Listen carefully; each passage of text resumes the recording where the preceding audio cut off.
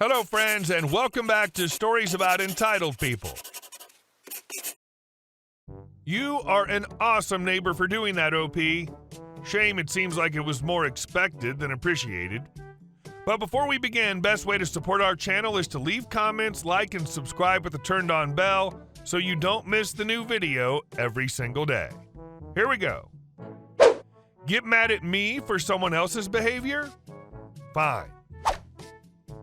Some months ago, I pulled into my neighborhood after a long day at work to find a vehicle parked in the middle of the road right at the beginning of a blind curve. Window rolled down, chatting away with a friend on the sidewalk, completely oblivious to the multitude of parking spaces just around the curve and not caring at all that she's blocking the road. With cars parallel parked on both sides of the street, there's no way I can pass. A quick beep makes no difference. The sidewalk friend steps into the road and begins hanging on the offender's open window, continuing the conversation. Another, slightly longer beep, and the friend rudely gestures for me to drive around. My hands go up in a WTF move as friend gestures again. I shake my head no. I can't see around the curve to know for certain if there's no oncoming traffic and there's not enough room to safely pass. The conversation continues. Traffic has begun to line up behind my car, 3 to 4 vehicles deep. After another minute or two of waiting with continued WTF hand gestures, a few more quick beeps, and lots of head shaking, I finally decide to lay on the horn until they move. It works. The offender finally pulls forward around the curve and parks in one of the open spaces while the friend glares as I pass. Get home, park my car, and I'm happy to be home thinking the incident's over and all is well. Until I hear yelling. Apparently, the neighbor across the street was one of the cars lined up behind me and was pissed that I was honking and insisting they relocate their conversation to a more appropriate location. Neighbors screaming that I'm rude and inconsiderate. I wasn't the one illegally parked blocking the road, and yelling that I should have just gone around. Blind curve, can't see oncoming traffic, not enough room. And even go so far as to say that my partner and I should just move out of their neighborhood. Every year since we moved in, there's been at least one nasty snowstorm, and every time I've cleared out not only our 2 parking spaces, but also that particular neighbor's 2 parking spaces, along with all the spaces in front of our house and directly across the street. Additionally, I've shoveled out spaces on the sidewalk so people don't have to climb across large mounds of snow and ice to get on and off the sidewalk, and so the garbage/recycling guys can do pickups. As an extra special bonus, I've also cleared 50 to 75 feet of the street in front of our houses, by myself, mind you, to help the plow drivers get through, since one of the other neighbors, recently moved out thank goodness, decided to pile the snow and ice from his parking spots right in the street, instead of on the huge grassy common areas like everyone else, creating a huge mountain which prevented the plows from clearing our street, which has made our street the last to be plowed every time. But I'm the one who's inconsiderate? Okay, if you insist. Now that snow and ice season is starting up again, it's time to start backing into my parking space so it's easier to get out after a storm. Funny thing is, in order to do that, I think I need to swing over a bit so I'm lined up properly. Gotta make sure I'm perfectly within the lines. I mean, really, what kind of hypocrite would I be if I honk at other people's bad parking, but my own vehicle isn't perfect? Her parking space just happens to be directly across from mine, and she always parks toward one end of her space, leaving a large area for me to swing into so I can line my car up and back into my space. It warms my cold, black heart to see her looking out her door every day, watching in horror as I pull up near her car and ever so carefully back into my space. And this season, I'll be sitting in my lovely warm house after every storm, watching through the windows as she struggles to dig her car out of the snow, stumbling over mounds of snow and across the slippery, soggy, unplowed street. And our second story. Someone thought I was a charity worker, then tried to have me arrested. I ran a charitable event for my work last year. We usually put on a carnival to raise money for charity and raise awareness of our company, /establish ourselves in the community, /attract customers, but all the money goes to charity. So I stood up at the carnival and gave a big speech about the importance of the charity and how the cause was personal to me and my family, It funded cerebral palsy research that particular year, and my father lives with it. I was very visible throughout the whole event, sharing my story and raising money and running carnival booths, etc. Fast forward to a couple of months ago, I bumped into someone while in line to get coffee who said they'd met me at that event last year. We ended up starting a pleasant conversation, so sat outside to drink our coffees together. In hindsight, she seemed a little off, a little tightly wound, but it didn't register over such a brief encounter. She mentioned how she'd been so glad to see a large-scale cerebral palsy charity event and hadn't seen us do any events since. I had started to explain the yearly nature of the carnival and how we picked different charities, but she unintentionally cut me off, caught up in her own emotions as she began to recount a moving story about a sibling who suffered from the condition. I was telling her how terrible that was and how I completely understood, in reference to my own experiences. Before I could really get into talking about my own story, she checked the clock and said she didn't realize how much time had passed and she needed to go, but she appreciated the work I did and my support listening to her, etc. She began fumbling in her purse for her keys.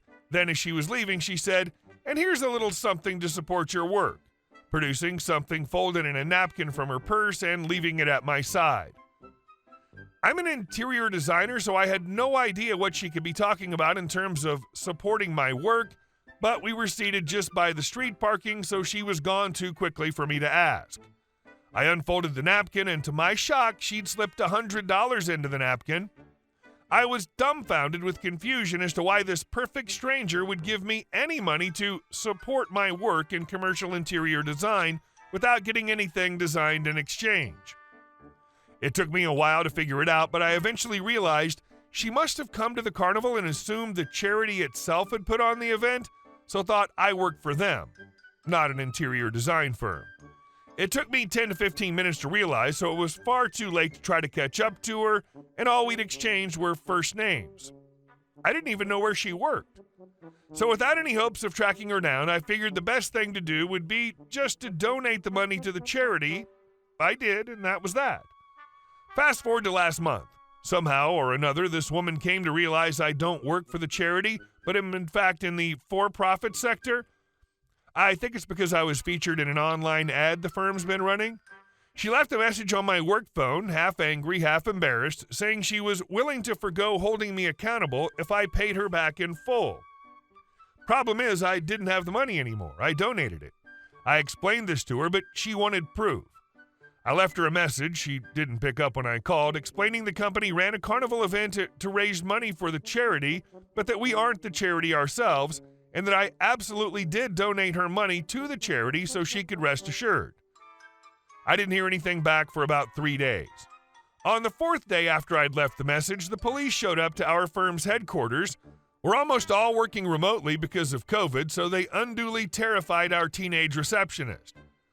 I was also scared half to death because I had to have a serious meeting with my boss in which she asked if I'd misrepresented myself as a charitable worker and collected donations in a personal capacity because of the claims this woman made to our business.